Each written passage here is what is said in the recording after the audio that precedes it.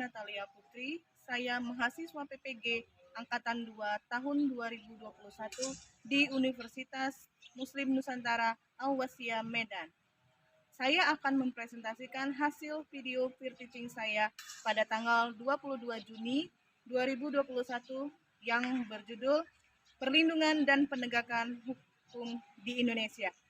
Mari kita saksikan. Assalamualaikum warahmatullahi wabarakatuh.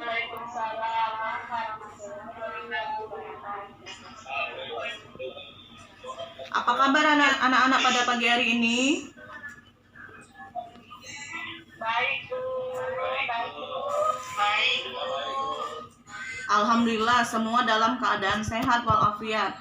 Kita sama-sama mengucapkan puji dan syukur kepada Allah Subhanahu wa taala, Tuhan kita yang menciptakan kita sehingga kita bisa bertemu pada pertemuan kita pada pagi hari ini.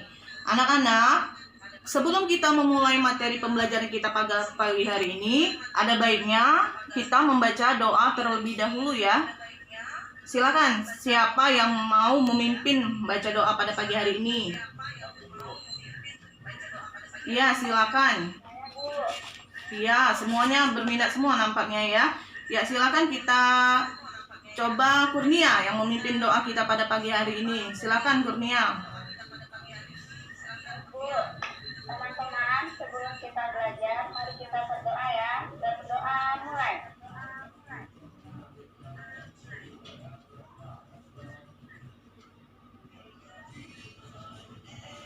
Selesai. Iya, terima kasih Kurnia.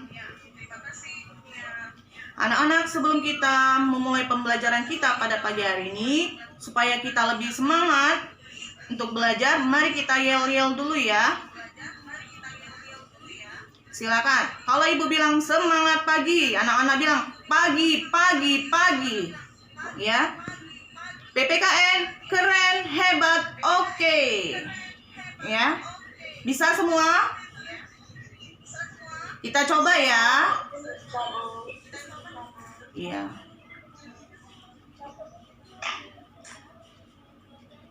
Semangat pagi. Semangat pagi.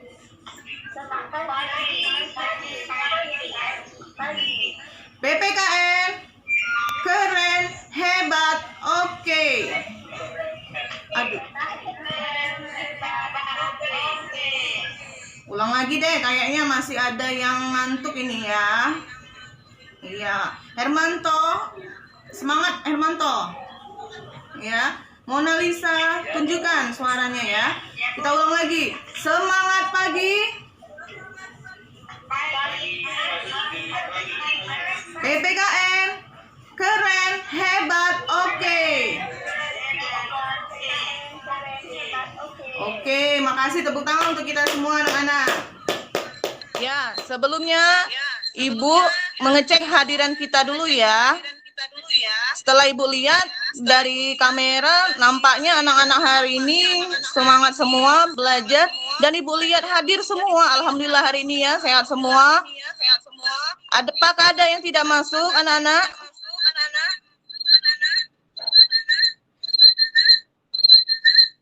Hadir semua, Bu. Iya, hadir semua. Coba Ibu panggil dulu ya namanya. Dinyalakan kameranya anak-anak ya. Evi, ada Evi? Bu. Ya. Hadir. Evi ya. Rohima. Hadir, Bu. Mona Lisa. Hadir, Bu.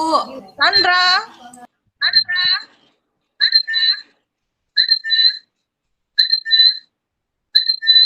Kurnia. Hadir, Bu. Hermanto. Hadir, Bu. Dewi. Ridwan. Hadir, Bu. Iya, tepuk tangan untuk kita semua. Kita sudah hadir semua, sudah siap nih belajar pada pagi hari ini, anak-anak ya. Anak-anak, kita pada pagi hari ini akan mempelajari tentang materi perlindungan dan penegakan hukum. Nanti Ibu akan tayangkan slide PowerPoint-nya ya. Tunggu dulu sebentar ya anak-anak. Sudah nampak ya keempatnya? Sudah, Bu. Sudah, Bu. Sudah, Bu. Ya, itu sudah ada ya. Bab ini kita akan melanjutkan materi perlindungan dan penegakan hukum di Indonesia. Sebelum kita melanjutkan materi kita pada pagi hari ini, Ibu ingin tahu dulu. Minggu kemarin, pertemuan yang sebelumnya, kita mempelajari tentang apa? Ada yang bisa nggak? Yang masih ingat pelajaran kita sebelumnya minggu lalu? Coba siapa? Ayo. Angkat tangannya yang bisa, silakan bicara.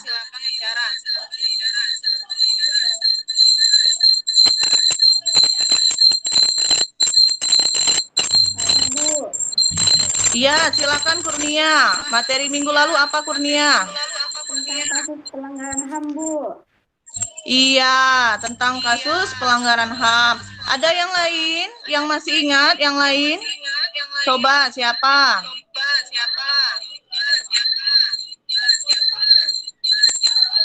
Kurnia udah bagus sekali dia. Saya, Bu. Oh iya, Mona Lisa. Silakan Mona Lisa. Tentang apa kita minggu Kalau pertemuan? tidak salah tentang hak asasi manusia, Bu.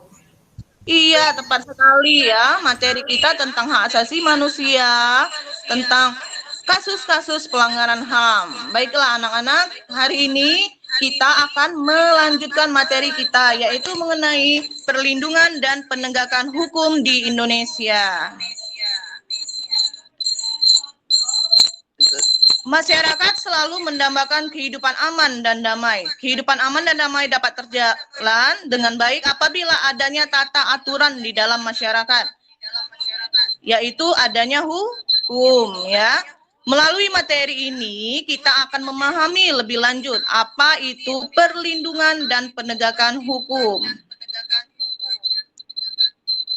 Nah, di sini Ibu tampilkan slide tujuan pembelajaran kita pada pagi hari ini anak-anak. Jadi, kita belajar itu bukan hanya belajar, kita mempunyai tujuan. Dari tujuan kita akan mempunyai manfaat dari pembelajaran kita pagi hari ini ya.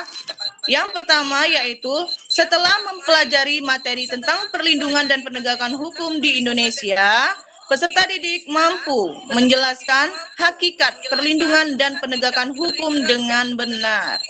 Yang kedua, setelah mempelajari dinamika pelanggaran hukum, peserta didik mampu mengevaluasi praktik perlindungan dan pelanggaran hukum dalam menjamin keadilan dan kedamaian di Indonesia.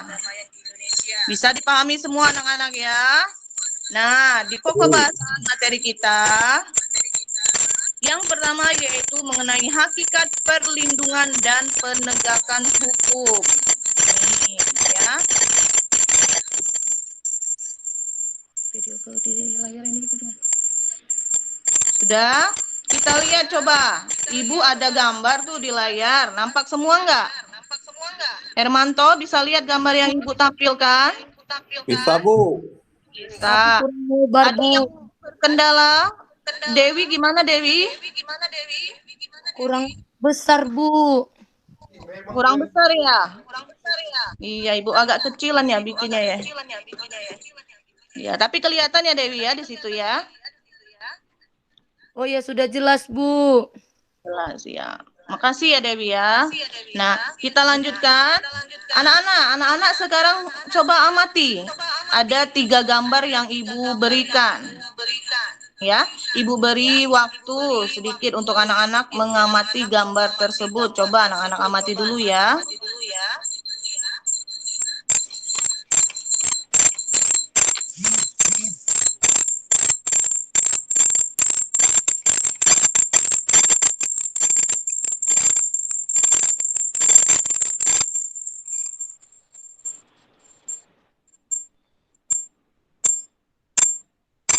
Silakan diamati dulu ya. Ya. Kita lihat di situ ada 3 gambar. Coba Ibu tunjuk tuh di layar yang paling kanan ya. Itu ada kendaraan apa anak-anak? Kendaraan motor, Bu. Motor, Bu. Motor, Situ Bu. ada lambang-lambang lalu Lintas. Tidak boleh berbelok, Bu. tidak boleh berbelok ya. Benar, Ridwan Ali pintar sekali tuh, tidak boleh berbelok arti lambang tersebut. Nah, itu ada di jalan ya anak-anak ya. Artinya kita harus mentaati peraturan lalu lintas. Gambar kedua ini. Coba ya, sudah gambar pertama kita sama-sama tadi. Sekarang Ibu minta apa yang anak-anak dapat amati dari gambar tersebut. Siapa yang bisa mengemukakan pendapatnya? Ayo. Ya, Bu. Iya, Dewi. Ayo Dewi, apa Dewi? Menurut Dewi apa itu? Ya, Bu, menurut saya, Bu, dari gambar tersebut bahwa peraturan lalu lintas itu harus ditaati, Bu, karena dengan kita mematuhi peraturan lalu lintas, kondisi jalan menjadi lebih teratur dan tersusun. Bahkan, Bu, sisi baiknya lagi menaati peraturan lalu lintas dapat menetralisir terjadinya kecelakaan lalu lintas yang membahayakan diri kita maupun orang lain, Bu. Iya, Dewi, bagus sekali ya. Kita kasih jempol nih untuk Dewi ya. Pintar sekali dia mengemukakan pendapat. Ya, ada lagi yang bisa anak-anak. Ayo, siapa lagi selain Dewi? Ayo anak-anak, jangan takut ya. Mengumpulkan pendapat tidak ada salahnya. Salah benar kita bisa luruskan nanti. Ayo, siapa lagi yang bisa? Saya, Bu. Iya, silakan Kurnia. Ayo, Bu. Di sini katanya di sini ada gambarnya, Bu. Polisi sedang menilang, Bu. Yang melewati jalan belok itu, Bu. Di Cina tidak boleh belok. Ternyata dia belok, Bu. Jadi ditilang sama polisi, Bu. Oh iya, benar sekali Kurnia, bagus juga ya pendapatnya. Polisi sedang menilang katanya di situ. Iya, tadi Chandra juga mau bicara kayaknya Ibu lihat tadi ya. Silakan Chandra. Ayo, Bu. Iya, Itu, Bu, Chandra. gambar tabrakan nih, Bu. Kecelakaan ini, Bu. Iya. Mungkin ada razia nih, Bu, tabrakan. Iya, kecelakaan benar sekali. Mungkin kata Chandra adanya razia di sana, jadi bisa kecelakaan. Nah, anak-anak, ayo siapa lagi? Ayo. Ayo, siswa-siswa Ibu pasti pintar semua nih. Saya, Bu. Iya, Epi, silakan Epi. Iya, Bu. Saya lihat gambar-gambar semuanya itu, Bu. Gambar-gambar yang menjadikan lalu lintas tidak terkontrol, Bu. Karena di situ ada gambar yang melanggar peraturan lalu lintas, dilarang berbelok tapi berbelok. Ada yang kecelakaan, Bu. Mungkin karena melanggar peraturan lalu lintas dia, Bu. Iya, Epi, benar sekali ya apa yang dibilang sama Epi itu tepat juga karena adanya pelanggaran lalu lintas sehingga terjadi suatu kecelakaan. Ya, tadi sudah ada 4 orang ya, ada Dewi, Kurnia, Chandra, Evi. Ada yang lain nggak yang ingin berbicara? Ayo. Ya, Bu. Iya, Mona Lisa. Silakan Mona Lisa. Di sini, Bu, saya mau nanya, Bu, kenapa peraturan itu harus ditaati, Bu? Iya, pertanyaan yang bagus dari Mona Lisa ya. Kita lihat dulu gambarnya anak-anak ya. Kita simpulkan apa yang kita dapat dari gambar tersebut. Tadi teman-teman kalian sudah memberikan pendapatnya masing-masing. Terima kasih ya untuk teman-teman yang lain tadi. Nah, jadi di sana adanya peraturan lalu lintas. Nah, akibat tidak dipatuhinya peraturan yang ada di negara kita bisa terjadi apa anak-anak? Jika tidak terjadinya apa yo? Kecelakaan, Bu. Kecelakaan lalu lintas, Bu. benar sekali yang membahayakan nyawa sendiri dan nyawa orang lain seperti kata iya seperti kata Dewi tadi ya. Jadi anak-anak simpulannya apa? Yang kita dapatkan dari kesimpulan pada gambar tadi, apa yang bisa kita ambil? Kita kaitkan dengan hukum apa? Saya, Bu. Saya, Bu. Nah, Tuan. Nah, jadi kita harus mentaati peraturan, Bu, supaya kita hidup tertib. Cuman saya mau bertanya, Bu, saya kan belum punya SIM, Bu, tapi sudah boleh bawa motor tuh, Bu, ke sekolah. Gimana tuh, Bu, gitu? Apakah Nah, boleh seperti itu? iya, terima kasih Ridwan ya pertanyaannya. Iya, banyak sekali anak-anak ya. Teman-teman kalian ke sekolah sudah pada berani semua tuh, nggak ada SIM, tidak ada helm, tapi tetap saja membawa kendaraan kemana-kemana, ya. Itu harusnya tidak boleh. Anak-anak harus punya SIM dulu, ya. Umur berapa kita bikin SIM? Syaratnya itu umur 17 tahun sampai 18 tahun ke atas. Nah, ya. Jika anak-anak sudah berusia tersebut, anak-anak bikin SIM, jadi aman. Nah, di gambar yang Ibu berikan, di situ kecelakaan.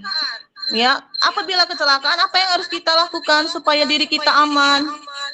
Kita memakai helm, ya, atau memakai jaket, kemana-mana helm, ya. Jadi tidak adanya kejadian seperti yang ada di gambar yang Ibu tayangkan, ya, anak-anak. Nah, itulah akibatnya jika hukum tidak dipatuhi. Setiap orang akan berbuat seenaknya sendiri. Benar nggak? Benar, Bu. Iya. Setiap orang akan menghalalkan segala cara yang dilakukannya untuk berbuat apa yang dia mau. Nah, ya, maka dari itu perlu adanya proses dan perlindungan penegakan hukum di Indonesia. Ya, kita lanjutkan ya. Kembali dilihat slide-nya. Kita masuk ke materi kita, hakikat perlindungan dan penegakan hukum di Indonesia. Ya, di situ kita lihat konsep perlindungan dan penegakan hukum. Nah, anak-anak lihat di situ Ibu tulis ya. Perlindungan hukum dilakukan dalam rangka mencegah terjadinya pelanggaran hukum. Ya. Jadi perlindungan hukum itu bisa mencegah terjadinya pelanggaran hukum. Selanjutnya kelihatan anak-anak ya.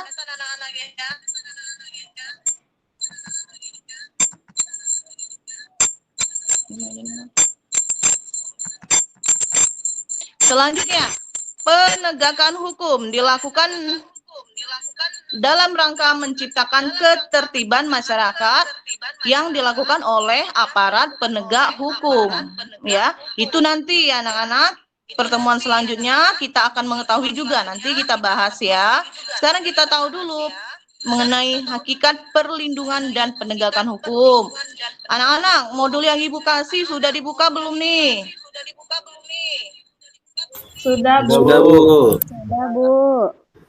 Terima kasih ya. Di sana anak-anak lihat juga ya. Di sana ada banyak materinya, perlindungan dan penegakan hukum. Ya. Nah,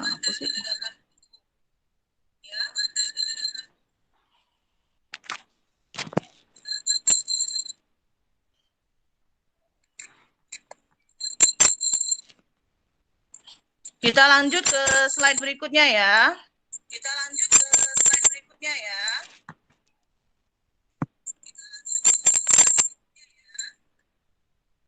Di sana ada pentingnya perlindungan dan penegakan hukum. Kelihatan ya anak-anak ya? Iya, Bu. Iya, Bu. Ya, coba-coba lihat lagi. Ayo, kemana ini, ayo?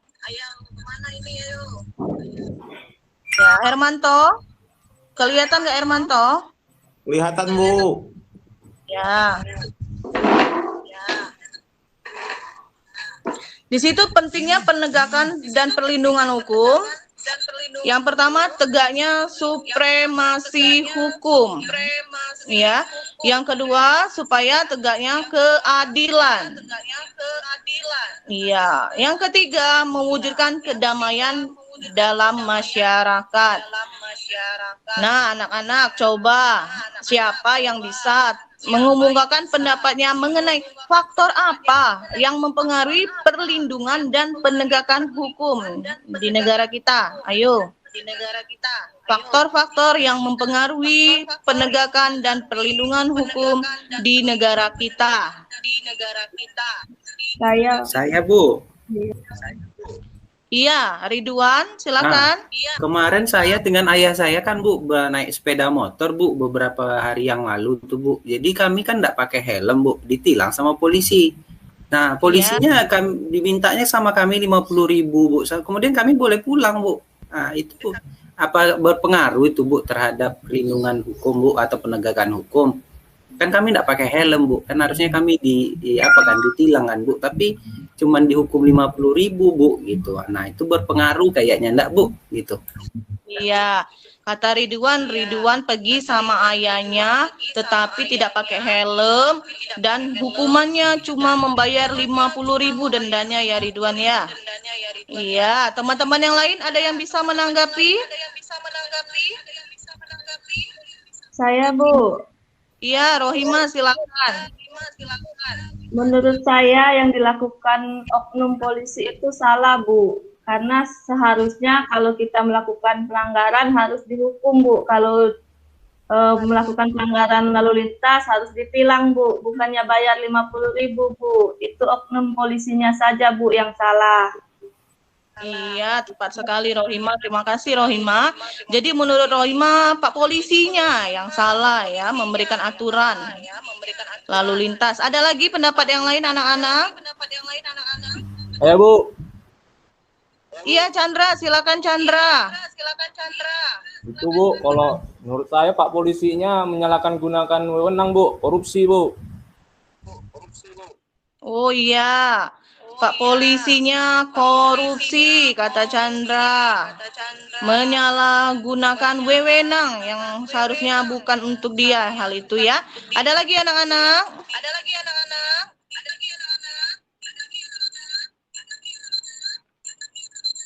Ya, kalau tidak ada lagi, berarti faktor yang diberikan oleh Ridwan yang mempengaruhi perlindungan dan penegakan hukum itu kita lihat dari siapa? Penegak hukumnya, anak-anak ya. Iya, penegak hukumnya. Siapa dalam hal itu penegak hukumnya? Polri. Ya. Polri, Bu. Selain faktor tersebut, ada lagi nggak anak-anak menurut anak-anak selain penegak hukum yang mempengaruhi perlindungan dan penegakan hukum di negara kita ini? Saya, Bu. Iya, Epi, silakan Epi. Menurut saya, Bu, satu faktornya adalah kesadaran masyarakat itu sendiri, Bu. Artinya kalau kita nggak sadar pentingnya perlindungan dan penegakan hukum, kita jadi terbiasa atau mau berbuat pelanggaran-pelanggaran hukum, Bu. Tapi kalau kita sadar pentingnya perlindungan dan penegakan hukum untuk kita dan masyarakat yang lain, pasti kita nggak mau melanggarnya, Bu. Misalnya kita naik kendaraan, akhirnya kita jadi pakai helm, Bu. Harus punya SIM dulu, STNK dulu, baru berangkat. Nggak sembarangan seperti yang dibilang teman kita tadi, Pak Ridwan Ali. Iya, Evi, bagus sekali pendapatnya. Aduh, Evi pintar sekali ya. Artinya, yang dimaksudkan Evi dalam hal itu yang harus sadar itu masyarakatnya. Berarti masyarakat mempengaruhi anak-anak ya dalam perlindungan dan penegakan hukum. Masyarakat harus mentaati peraturan dan perlindungan hukum. Masyarakat harus sadar akan hukum, ya artinya masyarakat itu sadar jika di mana tempat kita berada pasti ada hukumnya. Iya. Selanjutnya apalagi ayo? Tadi Ridwan sudah bilang penegak hukumnya dari kasus yang dikemukakan Ridwan. Epi masyarakatnya. Ada lagi anak-anak?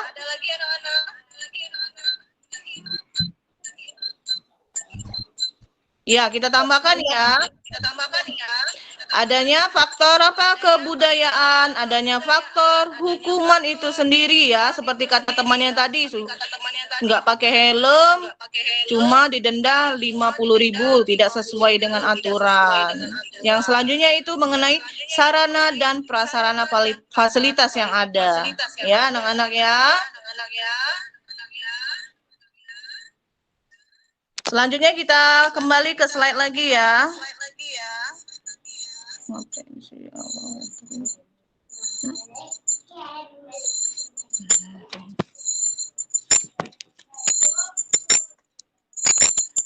tuh lihat anak-anak ya, anak-anak bisa lihat. Jadi adanya kebudayaan, hukuman, penegak hukum, masyarakat, sarana dan fasilitas.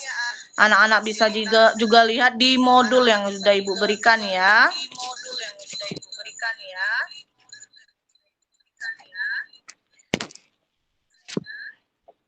Selanjutnya kita akan bagi kelompok anak-anak ya. Ya, silakan kita bagi kelompok. Kita ada 10 orang, kita bagi kelompok, 2 kelompok aja. Iya, nanti Ibu kirim nama-nama kelompoknya di grup WA. Anak-anak bisa cek sekarang ya di grupnya. Itu ada nama-nama kelompok ya. Lihat anak-anak, di situ ada kelompok ya. Nah, di LKPD anak-anak boleh lihat di lembar yang sudah Ibu berikan semalam. Di situ ada presentasi hasil kerja kelompok ya. Nah, iya, silakan. Masing-masing kelompok silakan berdiskusi sebentar mengenai tindak pidana yang terjadi di Indonesia. Apa yang pernah terjadi dan masalahnya sampai di mana sampai saat ini. Silakan anak-anak.